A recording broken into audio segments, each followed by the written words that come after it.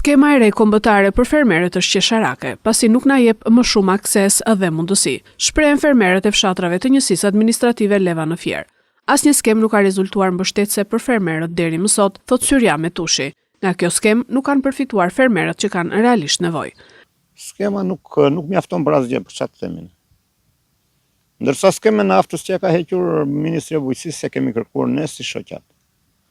U mblodhëm si shoqat sepse ne disponojmë tokat dhe pensionistat sepse ai është pension, është tërdit në ngeshëm. Vete i bën ai letrat edhe merr për sapin e tij. Ne që punojmë tokat minim diku te 10%, pse më tepër jo. Po këta i kërkojnë kushtet si MBE për të na shfrytzuar, ndërsa për të dhënë nuk ka lidhje fare me BE. Ne s'dim nga të mbajmë, është një problem që nuk po e përballojmë dot. Kemi gati 1 vit e gjysmë që po punojmë edhe po dalim jek edhe me humbje po tush. Ndërkohë fermeri Ismet Gega, i cili kultivon me kultura të stinës 80 hektar tokë të marrë me qera, thotë se çmimi i lartë i naftës po e penalizon ndjeshëm.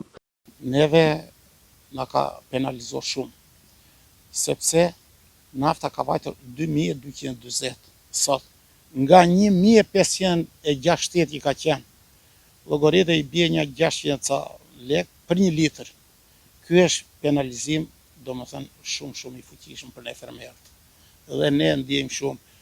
Veç këtyren, neve na ka penalizuar edhe kushtet klimatike, për shembull derdhja, dalja e lumit, i ka përmbytur tokat, edhe na ka dëmtuar shumë.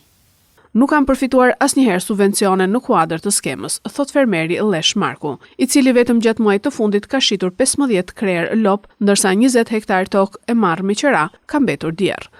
Ne kena falimentu me gjë lloj drejtimi. 15 krerë lope i kam shitur para 1 jave, para 2 javësh, e çumptin s'ta mori kur. Shteti nuk na jep pas lloj shpenzimi, shpërblimi, se ne punojmë ne fshetarët e hanë qyteti. Mase e di Roma shkon e blen në Rusia, në Rumania, në Bullgari, ne nuk e di, ma në Serbi. Ne këtu na kanë ndruar me heq çdo gjë gjallë. Ne në fshat punojmë. Ne këtu s'kena asnjë gjë tjetër. Lop, dhi, dele, derra, pula që mbijetojnë. Rroga as na jep shteti, as në lloj shpërblimi. Skemat kombëtare nuk kanë përmbushur asnjëherë qëllimin për përfshirjen sa më të madhe të numrit të fermerëve, thon ata, teksa i konsiderojnë të dështuara pasi nuk kanë plotësuar asnjëherë pritshmëritë reale që kanë fermerët në terren.